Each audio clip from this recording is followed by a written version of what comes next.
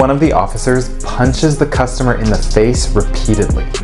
And out of the house when things take a very dark turn. Police move the guy near a stretcher, and after he eventually gets on, face down, another medic throws him down by the shoulders.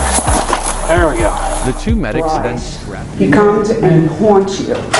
28-year-old Amanda Logue was living a double life so bizarre it mirrored something out of a psychological thriller. She lived in a small town called Leesburg in Georgia. She became pregnant at 19 and dropped out of school to raise her daughter, and her mother suddenly passed away that same year. Amanda met a police officer who she fell in love with, and the two got married. Sadly, he got into a bad accident and sustained injuries so serious that he had to retire early. They were your typical church-going family. That was until they fell on hard times. Amanda began modeling, and she would take on any job that paid. She slowly slipped into the adult industry, and her work began to range from fetish modeling to nude movie scenes, and eventually that turned into pornography and prostitution. Amanda began making so much money that in 2008 she left her husband, moved to New York, and decided to fully immerse herself into pornography. A sunny day, she dabbled in the S&M genre. While shooting a scene, she met Jason Andrews. The two had chemistry, began dating, although she was still married. Jason was originally from Kansas. He grew up religious, joined the Marine Corps, then decided to move to Chicago, where he became a DJ and began his career in porn. In Chicago, he told people an elaborate story he made up of his life and took on a British accent. At one point, they starred in the adult film Natural Porn Killers, and they weren't shy about sharing intimate details of their relationship on Twitter. The two ended up in Florida, where Amanda would make home calls for certain clients. On May 15th of 2010, Amanda got booked for a sex party at the home of Dennis Scooter Abrahamson in Newport Richey. Dennis owned a tattoo shop and ran a, quote, repo company. He was no stranger to law enforcement, as he had been caught with cars that had been unlawfully impounded. Jason drove Amanda, or as Scooter knew her, Sunny Day, to the sex party at Scooter's house and waited in his car outside. Amanda and Jason had been exchanging texts all night long. The other couple left shortly after the party, and Amanda began massaging Scooter on a massage table, and that's when Jason snuck in and began the bludgeoning. He struck Scooter in the head with a handheld sledgehammer. Then they stabbed him dozens of times in the back. His dead body remained face down on the massage table in his home.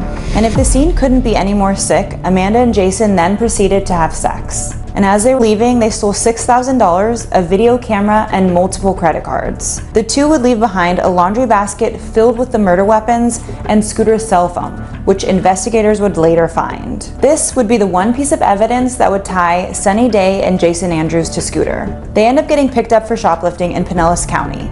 The two were questioned, and investigators didn't think Amanda was physically capable of committing the crime alone. Amanda denies any involvement with Scooter's murder. She said she massaged Scooter, and when he began snoring on the massage table, she left. Without enough evidence to hold them, the two were released. Amanda went back to her husband and daughter in Georgia. It seemed as though she had turned a new leaf and let go of her past, completely.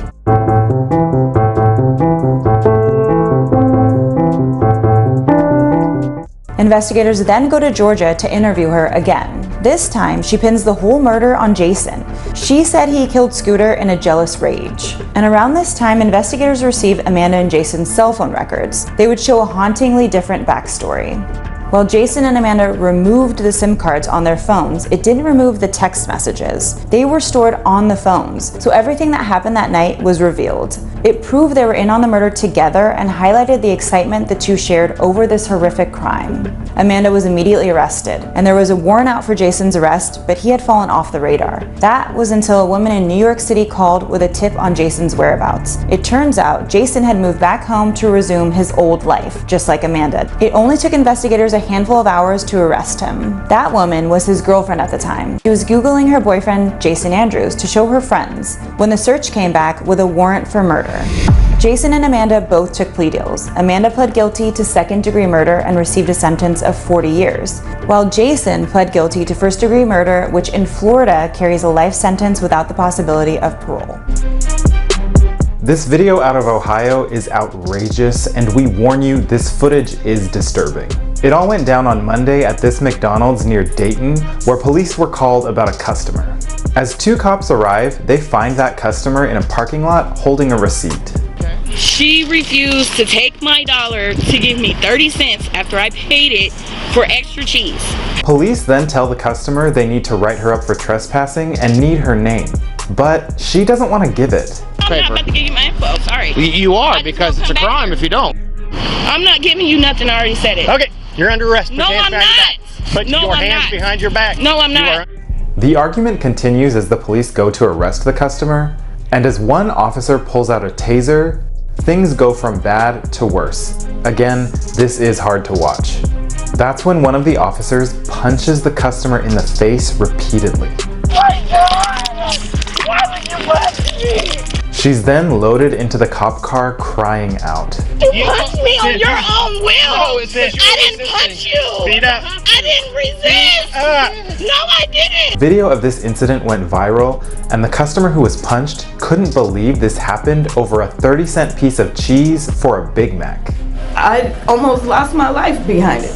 Police say the customer was charged with resisting arrest and failure to identify herself and spent the night in the hospital. The officer who punched the customer is now on paid leave, but the two officers who were on the scene are both under investigation. But for the customer, that's not good enough, and her attorneys say she wants both cops to be terminated and charged. This is sad that she couldn't even, you know what I'm saying, pay for her food the way she wanted to before all this got escalated and they had to call the police now. I can see why her attitude, one second. I can see why her attitude escalated to the police being called. But at the same time, we here talking about why did the police officer punch her like that? That was uncalled for to hit somebody in the face repeatedly like that over some cheese. You feel me? Like y'all tripping about cheese.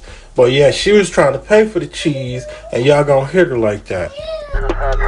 This story out of Illinois is incredibly messed up, and heads up, the footage is disturbing. Last month, police received a late-night call about people inside of a home with several firearms. But when cops get on the scene, they find out that's not quite the case. Police.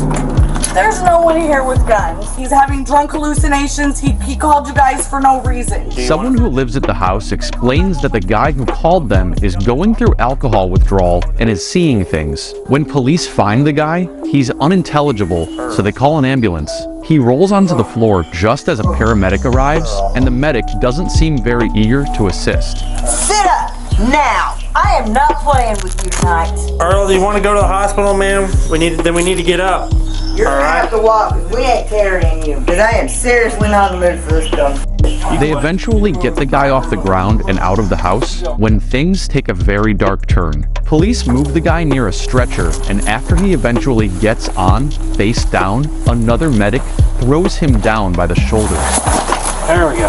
The two medics then strap the guy down to the stretcher, still face down, and take him to the ambulance. But after he got to the hospital, the 35-year-old man died. And just recently, after an investigation, officials revealed that the paramedics caused his death. Due to prone, face-down restraint on a paramedic transportation cot stretcher by tightened straps across the back. The police department has said its officers followed procedure, and medical care should have been left up to the emergency workers. Those two paramedics have now been charged with first-degree murder and face 20 to 60 years in prison if convicted. And that was messed up to see the paramedics handle them the way they did. And then the crazy part is how they had them face down, shoved them down, just talking how they was talking, man. All that is uncalled for, you know what I'm saying? And I mean, that's just real sad to see that you call for help or someone called for help and then they kill you. Like, that's meant, you know what I'm saying? Like, come on now, that don't even make sense. Like, I don't even know what to say about these people we be watching sometimes, because it's like, why are you being the way you being for no reason? I mean, it's all for no reason.